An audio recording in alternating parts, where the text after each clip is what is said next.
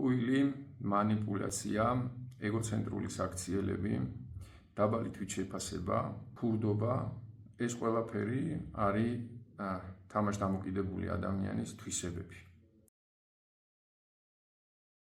ასეთი არასწორი აზრი არსებობს საზოგადოებაში და მინდა რომ ეს აზრი ცოტა შევცვალო და დავაკორექტირო. სინამდვილე რა არის? სინამდვილე არის ის, რომ თამაშდამოკიდებულება ეს არის ფსიქიკური დაავადება და ისევე როგორც ნებისმიერი სხვა დაავადება, მათ შორის ფიზიკური დაავადებები, ხასიათდება ერთი ნიშნით, რომ პრობლემის მოგვარების შემდეგ ის სიმპტომები, რომელიც თავში ჩამოთვალა და რომელიც ასე ძალიან არ მოგწონს, თამაშდამოკიდებულების პრობლემის მოგვარებასთან ერთად ისინი გვარდება. პარალელი რო გავალოთ მაგალითად გრიპთან.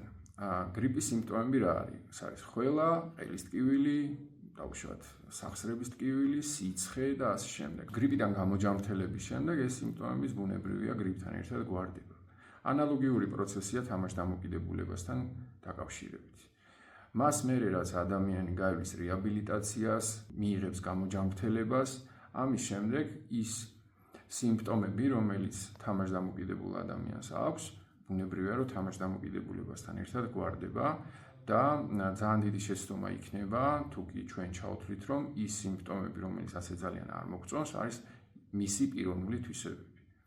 ასე რომ გამოსავალი არის ამ შემთხვევაში გამოჯამრთელება, რეაბილიტაცია, რის შედეგადაც ეს პრობლემები იმ ბრწყალებში პიროვნულ თვისებებთან ერთად გვარდება.